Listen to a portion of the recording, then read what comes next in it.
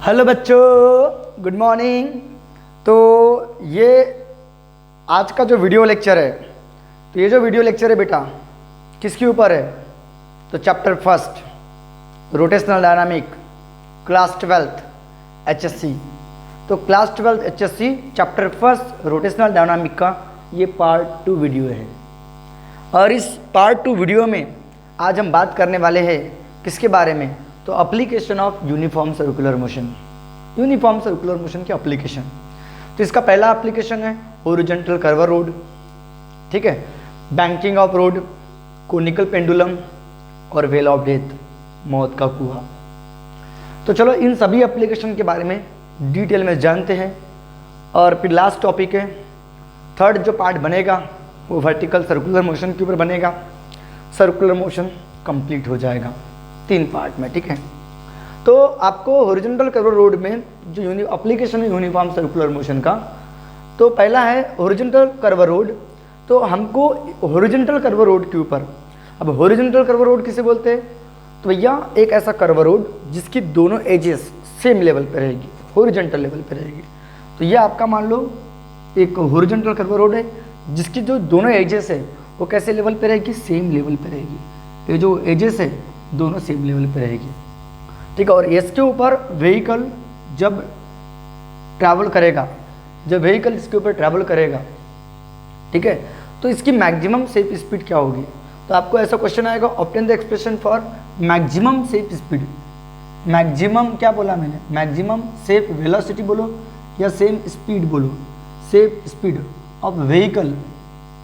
Vehicle, अब vehicle जो क्या होगा? मूव करेगा, व्हीकल मूव ऑन किसके ऊपर? हॉरिजॉन्टल कर्व रोड के ऊपर। जब हॉरिजॉन्टल कर्व रोड के ऊपर व्हीकल ट्रैवल करेगा तो उसकी मैक्सिमम सेफ स्पीड क्या होगी? उसके बारे में आपको क्वेश्चन आ सकता है, ठीक है। व्हीकल बोलो या कार बोलो, ठीक है। तो व्हीकल में सॉरी सी ये लिया था, पहली बार से लिखा था, हाँ ठीक है। तो obtain the expression for maximum safe speed of vehicle, vehicle moving on किसके ऊपर? Moving on horizontal curve road. Horizontal क्या बोला मैंने? Curve road, curve road. तो मैक्सिमम सेफ स्पीड का एक्सप्रेशन निकालना है। और साथ साथ में आपको और एक क्वेश्चन ऐसा आएगा, also explain necessity of banking of road. Necessity of banking of road. Banking of road की जरूरत क्यों पड़ी? बैंकिंग ऑफ रोड, ठीक है। तो अल्सो आपको एक्सप्लेन करना है necessity of banking of road, ठीक है। तो चलो, तो हॉरिजॉन्टल कर्व रोड किसे बोलती है? आपको समझ में आ गया कि ऐसा रोड जिसकी दोनों एजेस सेम लेवल पे रहेगी और इसके ऊपर क्या करेगा? व्हीकल क्या करेगा? ट्रैवल करेगा। इसके ऊपर व्हीकल क्या करेगा? ट्रैवल करेगा, ऐसे, ठीक है। तो इसका मैक्सिमम सेफ स्पीड कितने स्पीड से जाएगा? तो ये मैक्सिमम कितनी स्पीड से जाएगा जिससे व्हीकल सेफली टर्न ले पाएगा? तो उस वेलोसिटी का, उस मैक्सिमम वेलोसिटी का हमको एक्सप्रेशन निकालना है। तो बहुत आसान एक्सप्रेशन है। चलो आंसर की बात करते हैं। तो उसके लिए आपको क्या कंसीडर करना पड़ेगा? एक व्हीकल कंसीडर करना पड़ेगा। कंसीडर अ व्हीकल, ठीक है। कंसीडर करेंगे व्हीकल जिसका मास क्या होगा? यम होगा। तो कंसीडर अ व्हीकल जिसका मास क्या होगा? यम होगा, जो मूव करेगा किसके ऊपर? हॉरिजॉन्टल कर्व रोड के ऊपर। कंसीडर अ व्हीकल जिसका मास क्या होगा? यम, मूविंग, जो किसके ऊपर मूव करेगा? Moving on horizontal curve road. Horizontal curve road जिसकी रेडियस क्या है? Of radius small r with velocity क्या? वी, विथ वेलोसिटी वी, ठीक है। तो एक कर्व रोड के ऊपर ये हॉरिजॉन्टल कर्व रोड हो गया। इस हॉरिजॉन्टल कर्व रोड के ऊपर आपने कंसीडर करते व्हीकल जिसका मास क्या? यम, मूव कर रहा है ऑन हॉरिजॉन्टल कर्व रोड जिसकी रेडियस क्या है? आर। तो इसकी रेडियस जो होगी ये मान लो आर होगी। इस कर्व रोड की जो रेडियस होगी ये क्या होगी? मान लो आर होगी, ठीक है। हाँ सर, इतना तो समझ में आ गया। विथ वेलोसिटी क्या? वी, वी वेलोसिटी के साथ में ये मूव कर रहा है व्हीकल। तो बताओ फॉर सर्कुलर मोशन, अब ये कर्व रोड है तो कर्व रोड के ऊपर सर्कुलर मोशन परफॉर्म करने के लिए सेंट्रीपिटल फोर्स लगता है। आपको पता है कि सर्कुलर मोशन के लिए कौन सा फोर्स ज़रूरी होता है? Centripetal force. वो फिर कौन प्रोवाइड करेगा? तो इस व्हीकल का, व्हीकल के टायर और रोड सरफेस के बीच में फ्रिक्शनल फोर्स होता है। जिस तरह अर्थ को घूमने के लिए सन के अराउंड में सेंट्रीपिटल फोर्स की जरूरत पड़ती है। वो कौन प्रोवाइड करता है? ग्रेविटेशनल फोर्स प्रोवाइड करता है। इलेक्ट्रॉन को सर्कुलर ऑर्बिट में घूमने के लिए न्यूक्लियस के अराउंड में सेंट्रीपिटल फोर्स लगता है, और वो कौन प्रोवाइड करता है? इलेक्ट्रोस्टैटिक फोर्स प्रोवाइड करता है। सिमिलरली हॉरिजॉन्टल कर्व रोड के ऊपर व्हीकल को सर्कुलर टर्न करने के लिए, सर्कुलर मोशन परफॉर्म करने के लिए सेंट्रीपिटल फोर्स लगेगा, और वो सेंट्रीपिटल फोर्स टायर और रोड सरफेस, व्हीकल के जो टायर है और रोड सरफेस के बीच में फ्रिक्शन होगा, तो फ्रिक्शनल फोर्स प्रोवाइड करेगा। तो यही कंसेप्ट है for a circular motion, of vehicle के सर्कुलर मोशन के लिए, for circular motion of vehicle on horizontal curve road, on किसके ऊपर? हॉरिजॉन्टल कर्व रोड के ऊपर, कर्व रोड के ऊपर कौन सा फोर्स जरूरी रहेगा? Centripetal force is necessary. Centripetal force जरूरी रहेगा, जो कौन प्रोवाइड करेगा? Which is provided by frictional force. मैंने अभी बताया आपको, फ्रिक्शनल फोर्स बिटवीन किसके बीच का? Between tyre of vehicle and क्या बोला मैंने? Road surface. तो रोड सरफेस और व्हीकल के जो टायर होंगे उनके बीच का फ्रिक्शनल फोर्स प्रोवाइड करेगा। इसका मतलब सेंट्रीपिटल फोर्स इक्वल टू क्या रहेगा? फ्रिक्शनल फोर्स रहेगा, फ्रिक्शनल फोर्स। अब बताओ, सेंट्रीपिटल फोर्स का फार्मूला आपको पता है, mv²/r, और यही है मैक्सिमम शेप स्पीड जिसे आपको निकालना है। और फ्रिक्शनल फोर्स का फार्मूला क्या होता है? μmg। तो mg है वेट, वो जो व्हीकल का जो वेट है, व्हीकल का वेट कितना है, और ये म्यू जो है न्यू, ये जो म्यू लिखा हूँ मैं, ये कोफिशिएंट ऑफ फ्रिक्शन, यही है coefficient of friction. Where mu क्या है मैं बता देता हूँ यहाँ पे। वेयर म्यू जो है बेटा, where mu is the coefficient of friction, ये क्या है? कोफिशिएंट ऑफ क्या है? फ्रिक्शन है, कोफिशिएंट ऑफ फ्रिक्शन है। तो ये जो म्यू जो होता है ना, डिपेंड किसके ऊपर होता है? नेचर ऑफ रोड सरफेस के ऊपर डिपेंड है। रोड सरफेस का नेचर कैसा है? रोड सरफेस अगर खरबूड़ा रहेगा तो फ्रिक्शन क्या रहेगा? ज़्यादा रहेगा, कोफिशिएंट ऑफ फ्रिक्शन ज़्यादा रहेगा, फ्रिक्शनल फोर्स ज़्यादा रहेगा, फ्रिक्शनल फोर्स ज़्यादा होगा तो सेंट्रीपिटल फोर्स प्रोवाइड होगा, अच्छे से व्हीकल सर्कुलर टर्न ले पाएगा। लेकिन अगर रोड सरफेस एकदम चिकन है, एकदम प्लेन है, तो कोफिशिएंट ऑफ फ्रिक्शन जीरो हो जाएगा। कोफिशिएंट ऑफ फ्रिक्शन जीरो होगा तो व्हीकल सर्कुलर टर्न नहीं ले पाएगा, एक्सीडेंट हो जाएगा। हाँ, एक्सीडेंट हो जाएगा। तो कोफिशिएंट ऑफ फ्रिक्शन बड़ा इंपॉर्टेंट रोल प्ले करता है।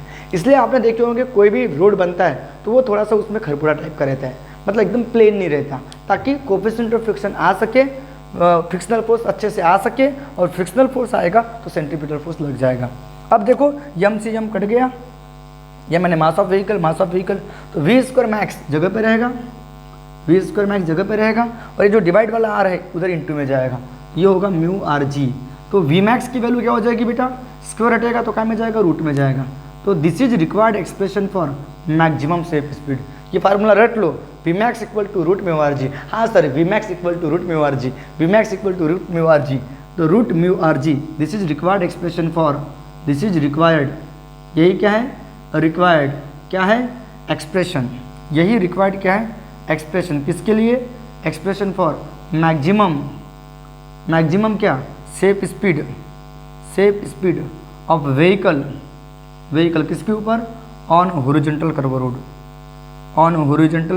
Curve road. ये बात आपको अच्छे से याद रखना है, हॉरिजॉन्टल कर्व रोड के ऊपर है। अगर इस स्पीड से अगर ज़्यादा स्पीड होगी व्हीकल की तो व्हीकल सेफली टर्न नहीं ले पाएगा, एक्सीडेंट होने के चांसेस हो जाएंगे। तो जो Vmax मतलब हम कितने स्पीड से जाएंगे वो डिपेंड किसके ऊपर है? कोफिशिएंट ऑफ फ्रिक्शन के ऊपर डिपेंड है। सर्कुलर रोड की जो कर्व रोड है, हॉरिजॉन्टल कर्व रोड, उसके रेडियस के ऊपर डिपेंड है, और एक्सेलरेशन ड्यू टू ग्रेविटी पे डिपेंड है। ये मास पे डिपेंड नहीं है। Velocity of vehicle does not depend on a mass. वो ट्रक रहे, चाहे साइकिल रहे, या छोटे कोई भी व्हीकल रहे, तो व्हीकल के मास के ऊपर डिपेंड नहीं होता।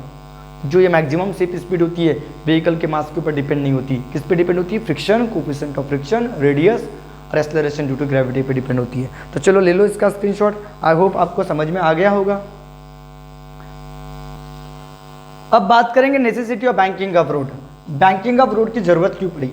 तो भैया बैंकिंग ऑफ रोड की जरूरत इसलिए पड़ी क्योंकि आपको पता है द मैक्सिमम शेप स्पीड जो होती है, maximum shape speed of vehicle maximum safe speed of vehicle किसके ऊपर, on bank curve road, on किसके ऊपर, बैंक कर्व रोड के ऊपर, इज क्या होती है, गिवन बाय, इज क्या होती है, v equal to v max equal to क्या होती है, रूट में म्यू आर जी होती है।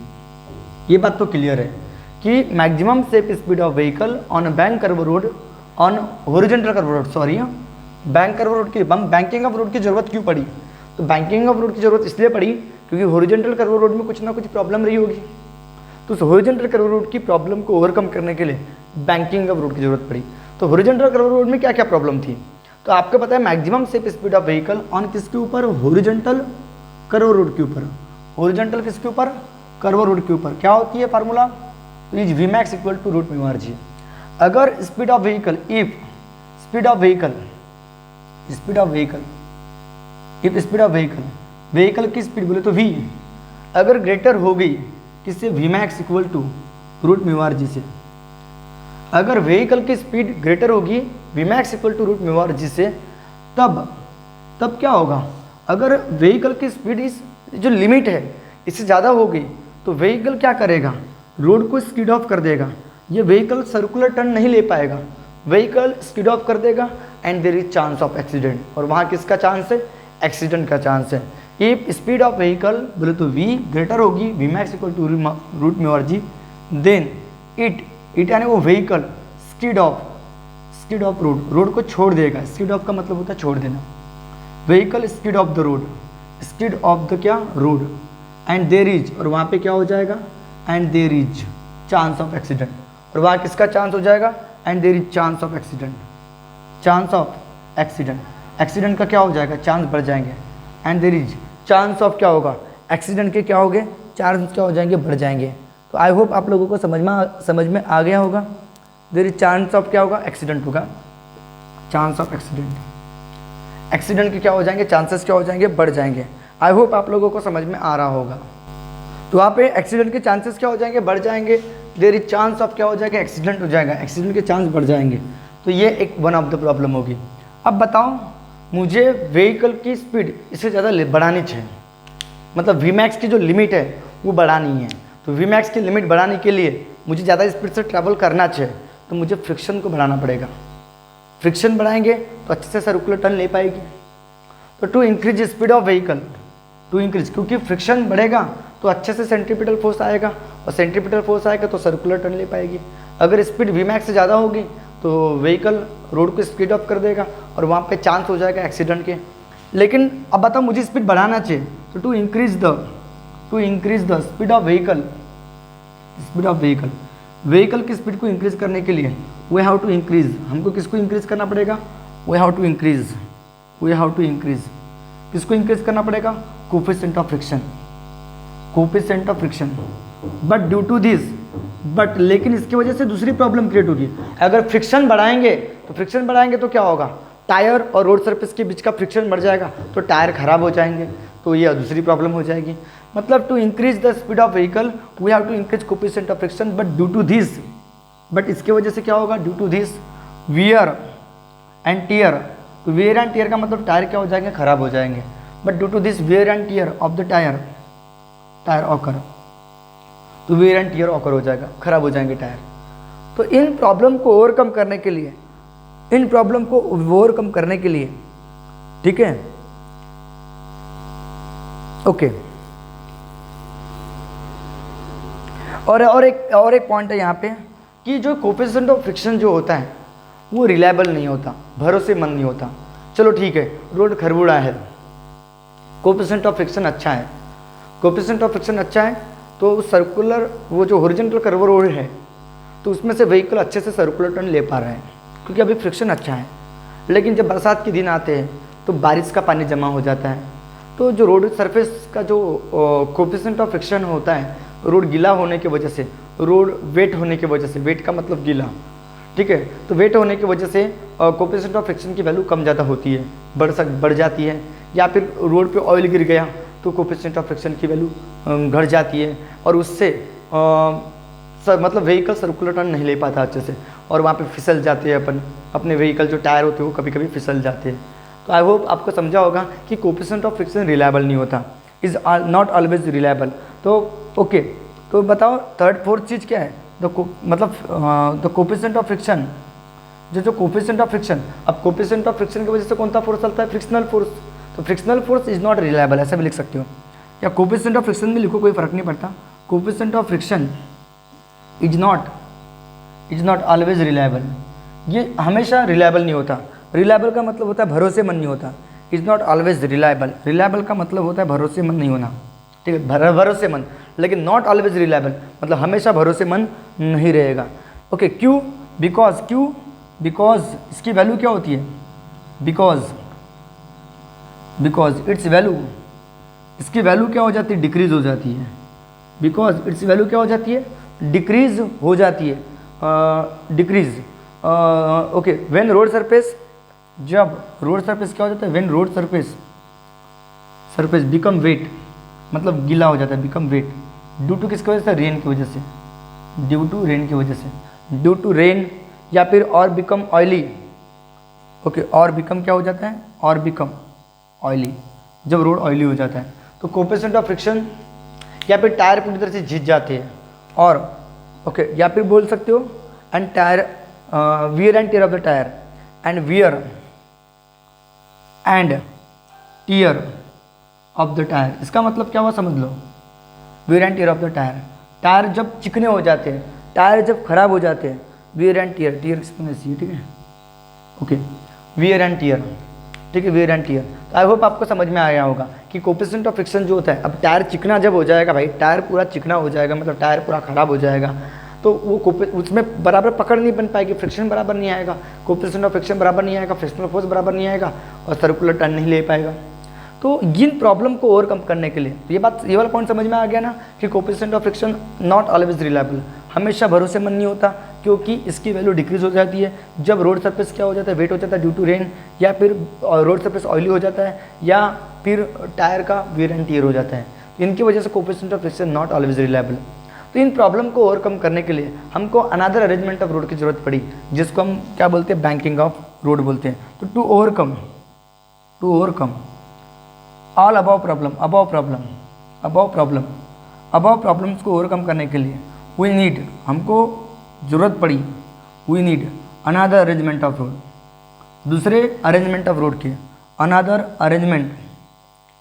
अरेंजमेंट ऑफ क्या, road, another arrangement of road, जिसको हम क्या बोलते हैं, कॉल्ड बैंकिंग ऑफ रोड, जिनको हम क्या बोलेंगे, कॉल्ड बैंकिंग ऑफ रोड बोलेंगे। तो आई होप आप लोगों को ये कंसेप्ट समझ में आ गया होगा, आई होप आप लोगों को समझ में आ गया होगा। चलो ले लो इसका स्क्रीनशॉट अच्छे से। तो अब बात करेंगे बैंकिंग ऑफ रोड की, ठीक है, बैंकिंग ऑफ रोड क्या होता है, अब बात करेंगे किसकी, banking of road. Banking of road क्या होता है, ऐसा अरेंजमेंट ऑफ रोड, देखो ये मान लो अभी हॉरिजॉन्टल का रोड है, ये दोनों ये सेम लेवल पे है, तो इसको हम उठा देंगे ऐसे, ठीक है, तो ये जो होगी outer edge raised over the inner edge by suitable angle. तो मतलब ऐसा अरेंजमेंट ऑफ रोड, ये अपना पहले हॉरिजॉन्टल कर्व रोड था, ठीक है, दोनों एजेस सेम लेवल पे थी, तो इसको थोड़ा सा रेस्ट कर देंगे, इसको थोड़ा सा उठा देंगे इस तरह से।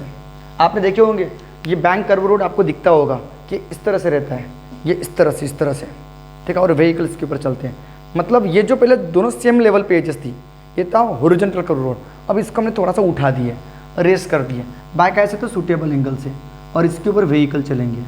आई होप आपको समझा होगा, ठीक है, तो इसको बोलते हैं हम बैंक कर्व रोड, और इसके ऊपर फिर व्हीकल चलेगा, ठीक है, सूटेबल एंगल से रेस्ट कर दिए।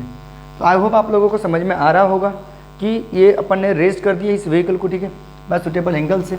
तो बैंकिंग ऑफ रोड क्या होता है, द अरेंजमेंट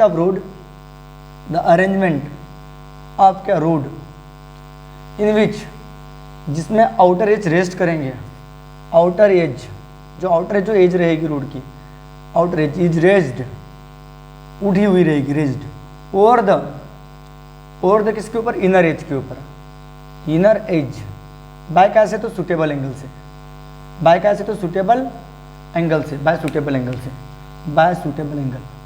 तो ऐसे arrangement of road is called, क्या बोलते हैं, banking of road, is called banking of road, ठीक है, बैंकिंग ऑफ रोड। ये बात समझ में आ गई कि arrangement of road in which outer edge is raised और the inner edge by suitable angle theta से। तो ऐसे अरेंजमेंट ऑफ रोड को क्या बोलते हैं, बैंकिंग ऑफ रोड। और एंगल ऑफ बैंकिंग क्या होता है, एंगल ऑफ बैंकिंग, तो एंगल ऑफ बैंकिंग क्या होता है कि भैया angle between outer as and inner as, okay, उसको हम बोलते हैं angle of banking. The angle between या एंगल बाय विच भी बोल सकते हो, the angle by which outer edge raised, outer as क्या होगी, रेज्ड होगी। The angle by which outer edge raised और the inner as, outer edge raised और द किसके ऊपर, इनर एज के ऊपर, और द इनर एज। तो उस एंगल को क्या बोलते हैं, inner edge. In banking of road, कहाँ पे, इन बैंकिंग ऑफ रोड।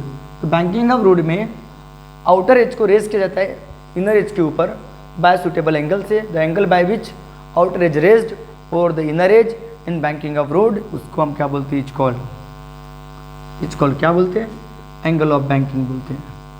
तो आई होप आपको समझ में आ गया होगा एंगल ऑफ बैंकिंग क्या होता है। तो theta is angle of banking, ठीक है। अब बताओ हमको क्या करना है, एक्सप्रेशन निकालना है व्हीकल के लिए जो बैंक करो रोड के ऊपर चलेगा, ये व्हीकल जब मूव करेगा तो इसके मैक्सिमम सेफ स्पीड का फार्मूला क्या होगा, वी मैक्स। तो वी मैक्स का फार्मूला हमको निकालना है, रूट में फार्मूला याद कर लो, R g mu plus tan theta 1 minus mu into tan theta. हाँ भैया, यह है मैक्सिमम सेफ स्पीड का फार्मूला जो उस व्हीकल के लिए जो इस बैंक करो रोड के ऊपर चलेगा। तो ये इसका एक्सप्रेशन कैसे निकालते हैं इसके बारे में हम डिस्कस करेंगे। और एक होती है ऑप्टिमम स्पीड। ऑप्टिमम स्पीड में क्या होता है, फ्रिक्शन जीरो होगा। तो फ्रिक्शन जीरो होगा तो क्या होगा, आर जी ये zero plus tan theta 1 minus zero into zero होगा, 1 माइनस जीरो 1 होगा, तो 1 से डिवाइड करोगे तो टैन थीटा जाएगा। तो आर जी टैन थीटा, ये कब, जब म्यू क्या होगा, जीरो होगा, इफ म्यू इज जीरो। तो ये दो फार्मूले हमको अभी डिराइव करना है। तो obtain the expression for maximum speed and optimum speed of vehicle move on a bank curve road.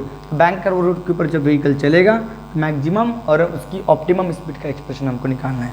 तो चलो इसका स्क्रीनशॉट ले लो, पहले ले लिए। तो चलो एक्सप्रेशन निकालते हैं किसके लिए, तो maximum safe speed of vehicle on a banking of road, bank curve road. तो हमको एक्सप्रेशन निकालना है, एक्सप्रेशन फॉर किसके लिए, expression for maximum safe speed, maximum क्या बोला मैंने, safe speed, maximum safe speed and optimum speed. और किसके लिए, ऑप्टिमम स्पीड के लिए, optimum speed of vehicle. Optimum क्या बोला मैंने, स्पीड ऑफ व्हीकल, व्हीकल जो मूव करेगा, move on bank curve road, जो मूव किसके ऊपर करेगा, बैंक कर्व रोड के ऊपर मूव करेगा। चलो देखते हैं। तो उसके लिए आपको क्या कंसीडर करना पड़ेगा, एक व्हीकल कंसीडर करना पड़ेगा। तो ये इनर एज इसके ऊपर रियस कर दिया, आउटर एज बाय कैसे, तो सुटेबल एंगल से, ओके, थीटा। इसके ऊपर व्हीकल चल रहा है, हाँ सर इसके ऊपर व्हीकल चल रहा है, ठीक है, ये व्हीकल चल रहा है, ठीक है। तो अपन क्या कंसीडर करेंगे, व्हीकल, क्या कंसीडर करेंगे, व्हीकल। तो हमने कंसीडर कर दिया व्हीकल, तो कंसीडर करेंगे व्हीकल, कंसीडर अ व्हीकल जिसका मास क्या है, ऑफ मास यम, ठीक है। ये मूव कर रहा है किसके ऊपर, मूव ऑन किसके ऊपर, bank curve road, bank curve road के ऊपर, bank curve road of radius, जिसकी रेडियस क्या है बताओ, आर है। तो कंसीडर अ व्हीकल जिसका मास है यम, मूव कर रहा है किसके ऊपर, बैंक कर्व रोड के ऊपर जिसकी रेडियस क्या है, आर। और लेट थीटा भी द क्या है, लेट थीटा भी द क्या है, लेट थीटा भी द एंगल ऑफ बैंकिंग है, एंगल ऑफ क्या है बताओ, बैंकिंग है। चलो इतनी बातें तो समझ में आ गई कि कंसीडर अ व्हीकल जिसका मास क्या है यम, मूव किसके ऊपर हो रहा है, बैंक कर्व रोड के ऊपर मूव हो रहा है, जिसकी रेडियस क्या है, आर है। और लेट थीटा भी द क्या है, एंगल ऑफ बैंकिंग है, लेट थीटा भी द क्या है, एंगल ऑफ बैंकिंग है। अब बात करेंगे, देखो ध्यान दो कि जब व्हीकल इस बैंक कर्व रोड के ऊपर चलता है तो इसके ऊपर 3 टाइप के फोर्स लगते हैं। ये फोर्स की तरफ फोकस करना, 3 टाइप के फोर्स, डायग्राम में पूछ लेती है बोर्ड के एग्जाम में 2 मार्क के लिए। तो पहला वेट, पहला फोर्स क्या है, उसका खुद का वेट mg जो वर्टिकली डाउनवर्ड रहेगा। दूसरा रहेगा नॉर्मल रिएक्शन n जो रोड सरफेस को कैसा रहेगा, परपेंडिकुलर, रोड सरफेस को हमेशा परपेंडिकुलर रहेगा। और एक होता है कौन सा फोर्स, फ्रिक्शनल फोर्स। कौन सा फोर्स बोला मैंने, फ्रिक्शनल फोर्स। तो 3 टाइप के फोर्स लगते हैं। तो जब व्हीकल क्या करता है, मूव करता है, मूव किसके ऊपर, on bank curve road, bank curve road के ऊपर। जब व्हीकल मूव करता है किसके ऊपर, बैंक कर्व रोड के ऊपर, तो इस व्हीकल के ऊपर 3 टाइप के फोर्सेस लगते हैं। तो when vehicle move on bank curve road, then तब 3 types of forces acting on a vehicle. तो व्हीकल के ऊपर 3 टाइप के फोर्स लगते हैं। पहला देखो, पहला कौन सा है, तो वेट mg। एक्टिंग कैसे, acting vertically downward direction, vertically कैसे, डाउनवर्ड डायरेक्शन, दिख रहा है आपको, weight mg, vertically downward direction, ठीक है। और दूसरा होता है फ्रिक्शनल फोर्स, ये है फ्रिक्शनल फोर्स। तो दूसरा फोर्स जो लगेगा बेटा, सेकंड फोर्स, पहला फोर्स तो समझ में आ गया, वेट mg जो एक्ट होगा वर्टिकली डाउनवर्ड डायरेक्शन। और दूसरा फोर्स जो होगा, दूसरा कौन सा फोर्स, तो फ्रिक्शनल फोर्स F, बिटवीन किसके बीच का, between tyre and road surface, tyre और किसके बीच का, व्हीकल के टायर, बिटवीन टायर एंड क्या बोला मैंने, रोड सरफेस जो रिजॉल्व हो जाता है, विच रिजॉल्व। तो याद रखना, कोई भी फोर्स 2 कंपोनेंट में रिजॉल्व हो जाता है, F cos थीटा और F sin थीटा, विच रिजॉल्व इनटू 2 कंपोनेंट। जो रिजॉल्व होगा कितने कंपोनेंट में, इनटू 2 कंपोनेंट, 2 कंपोनेंट। कौन से कंपोनेंट, तो बात करेंगे, 2 कंपोनेंट में रिजॉल्व हो जाता है। तो ये फोर्स है, तो फोर्स का इस तरफ जो रहेगा, एंगल थीटा है, तो फोर्स का इस तरफ जो रहेगा वो होगा F cos थीटा। और याद रखना, F क्या होगा, cos थीटा, और इधर जो रहेगा वो रहेगा F sin थीटा। ये फोर्स है, फोर्स का इस तरफ रहेगा F cos थीटा और इस तरफ रहेगा F sin थीटा। ये कौन सा फोर्स है, तो बोला मैंने फ्रिक्शनल फोर्स है, बोला ये एंगल थीटा, ये जो है टायर और रोड सरफेस के बीच का फ्रिक्शनल फोर्स। तो फ्रिक्शनल फोर्स 2 कंपोनेंट में रिजॉल्व होता है, F cos theta, F sin theta. Same normal reaction 2 component में रिजॉल्व हो जाता है। इधर रहेगा N cos थीटा और इधर रहेगा कौन सा, N sin थीटा। आई होप आपको समझा होगा। इधर रहेगा कौन सा, ये तो F cos थीटा हो गया, मैं यहाँ दिखा रहा हूँ, F cos थीटा, और ये रहेगा कौन सा, N sin थीटा। तो देखो ये नॉर्मल रिएक्शन, तो उस तरफ N cos, इस तरफ N sin, ये फोर्स, तो ये तरफ F cos, इस तरफ हमेशा F cos, और उधर क्या रहेगा F sin थीटा। तो दूसरा फोर्स था frictional force between tyre and road surface, जो रिजॉल्व होता है 2 कंपोनेंट में। तो पहला कौन सा कंपोनेंट है, पहला वाला बात करेंगे किसकी, तो वर्टिकल कंपोनेंट। तो वर्टिकल कंपोनेंट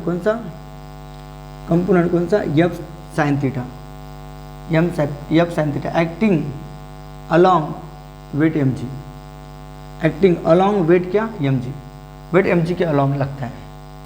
और दूसरा है F cos थीटा, हॉरिजॉन्टल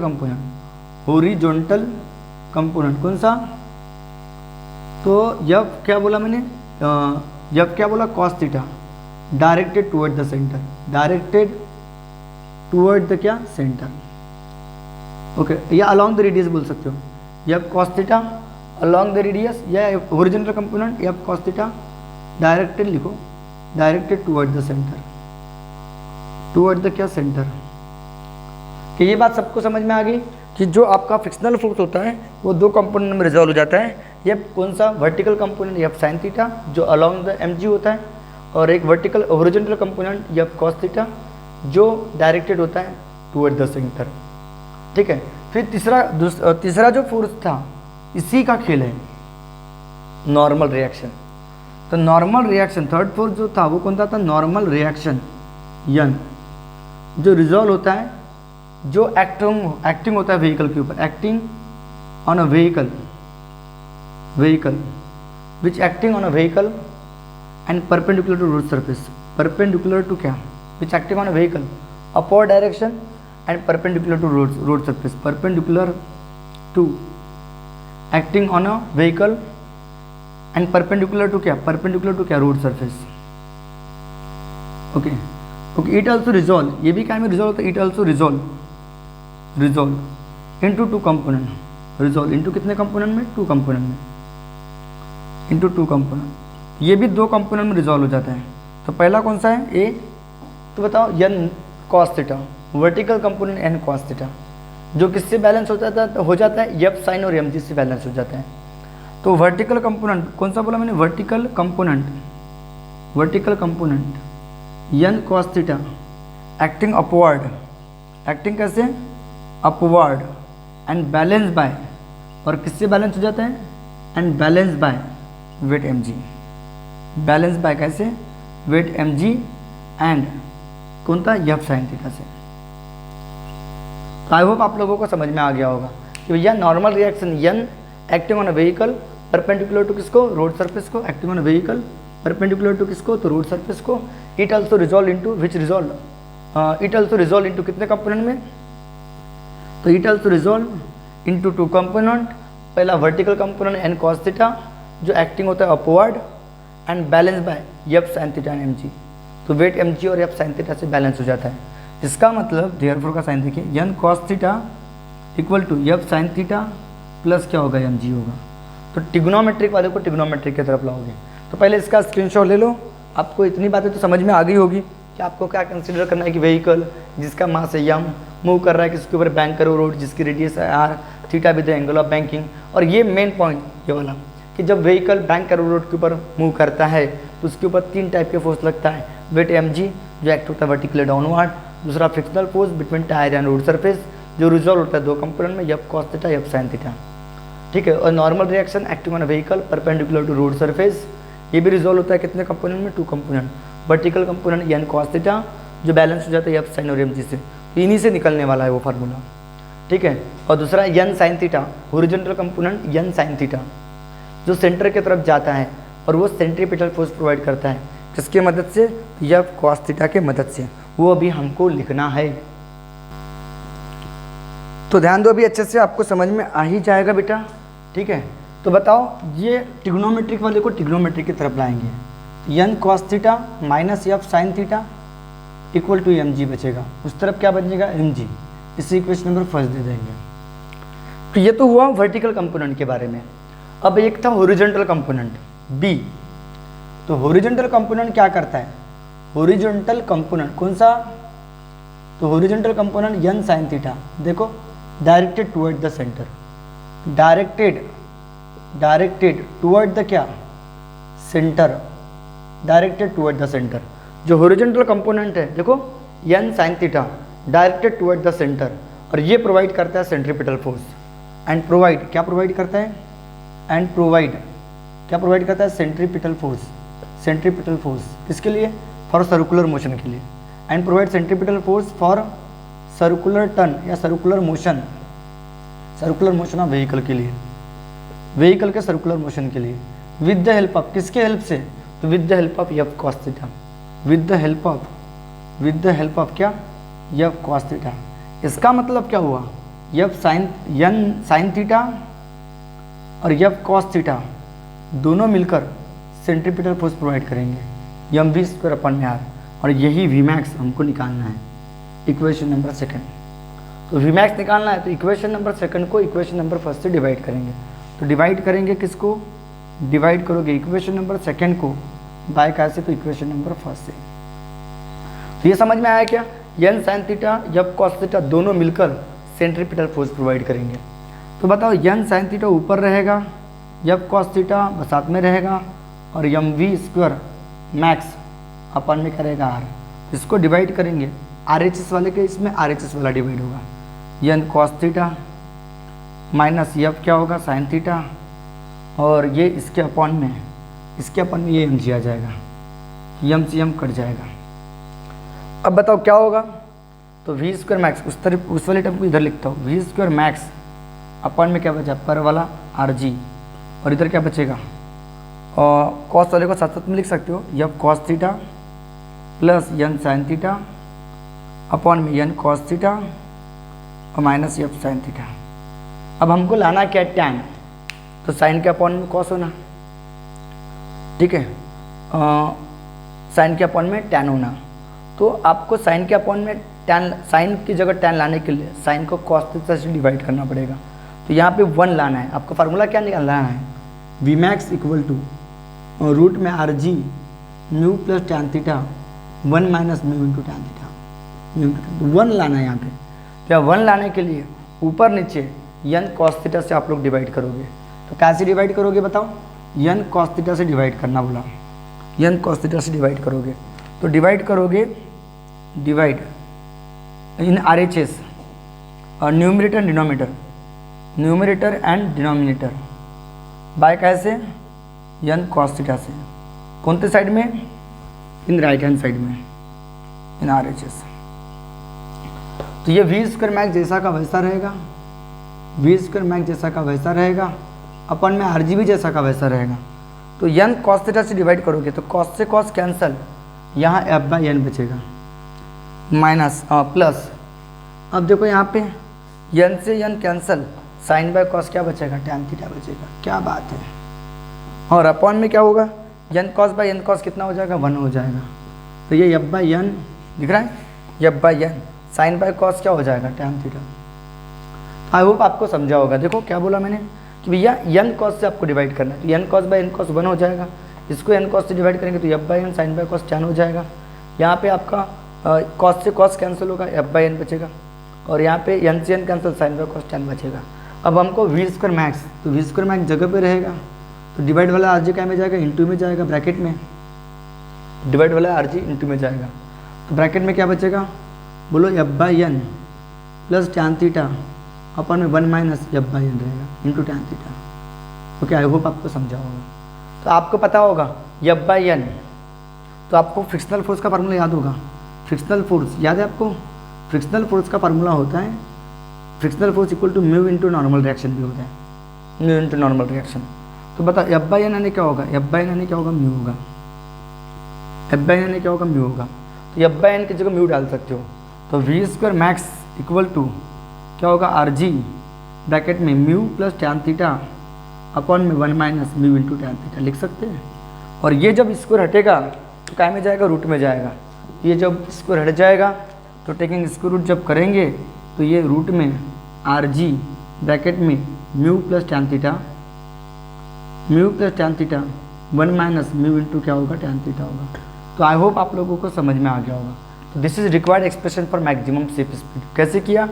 तो इस आपको तो पता हो गया कि भैया ये इससे बैलेंस हो जाता है, तो ये उधर गया तो नेगेटिव हो गया mg, फिर ये दोनों मिलकर सेंट्रीपिटल फोर्स प्रोवाइड करते हैं, इसको इससे डिवाइड कर दिया, ये इधर ये उधर, n cos से डिवाइड कर दिया, ये आ गया f बाई n म्यू है, f बाई n क्या? म्यू है, f बाई n म्यू है। कैसे? तो मैंने बता दिया, फ्रिक्शनल फोर्स का फार्मूला म्यू mg भी होता है और नॉर्मल रिएक्शन भी होता है। ठीक है, तो n इधर आ गया तो म्यू बचेगा, तो mu plus tan theta 1 minus mu into tan theta, divide वाला RG उधर इंटू में चला गया, स्क्वायर हटेगा तो रूट में जाएगा। तो this is required expression for maximum shape speed. This is यही क्या है? This is required, this is required expression for किसके लिए? एक्सप्रेशन फॉर किसके लिए? मैक्सिमम शेप स्पीड के लिए। मैक्सिमम क्या? Shape speed, shape speed of vehicle. Vehicle किसके ऊपर? तो ऑन बैंक कर्व रोड। किसके ऊपर? तो on bank curve, bank road या बैंक कर्व रोड लिखो, कोई फर्क नहीं पड़ता। आई होप आप लोगों को समझ में आया होगा। चलो इसका स्क्रीनशॉट ले लो। आई होप आप लोगों को अच्छे से समझ में आ गया होगा। ले लो अच्छे से स्क्रीनशॉट। अब बात किसकी करेंगे? ऑप्टिमम से ऑप्टिमम स्पीड की बात करेंगे। तो फॉर ऑप्टिमम स्पीड के लिए, ऑप्टिमम स्पीड के लिए जो फ्रिक्शन होता है वो क्या होता है? जीरो होता है। फ्रिक्शन क्या होगा? म्यू जो होगा वो जीरो होगा। तो देयरफॉर वी ऑप्टिमम क्या होगा? रूट में RG ब्रैकेट में म्यू के जगह जीरो आएगा plus tan theta 1 minus zero into tan theta होगा। ठीक है, तो ये फार्मूला आपको याद करना है। V max equal to root RG bracket में mu plus tan theta 1 minus mu into tan theta. तो रूट में RG, यहाँ टैन थीटा बचेगा, अपॉन में 1 बचेगा। बोले तो रूट में RG क्या होगा? Tan theta. ठीक है, तो this is required expression for किसके लिए? Optimum shape speed of vehicle on bank curve road. This is required expression for, यही आपका क्या रहेगा? रिक्वायर्ड एक्सप्रेशन रहेगा। This is required expression for, this is required expression for किसके लिए? तो मैक्सिमम नहीं sorry optimum shape speed, optimum speed of vehicle, vehicle किसके ऊपर? On bank curve road, on किसके ऊपर, बैंक कर्व रोड के ऊपर। ठीक है, तो आई होप आप लोगों को समझ में आ गया होगा। चलो इसका स्क्रीनशॉट ले लूँ। हाँ सर हमने ले लिए। तो ठीक है, तो आज हमने horizontal curve road, bank curve road, angle of banking और बैंक कर्व रोड के ऊपर मैक्सिमम सेफ स्पीड का vehicle, maximum safe speed vehicle की उसका एक्सप्रेशन और ऑप्टिमम स्पीड उसका एक्सप्रेशन देखें। तो इसके नेक्स्ट वीडियो में हम कोनिकल पेंडुलम की बात करेंगे, व्हील ऑफ डेथ की बात करेंगे। ठीक है, तब तक के लिए ओके बाय, टेक केयर। आपको अगर बेनिफिट मिल रहा है तो प्लीज़ ठोको, क्या ठोको तो लाइक एंड सब्सक्राइब ठोको, साथ साथ में कमेंट भी करो। तब तक के लिए okay bye bye, take care.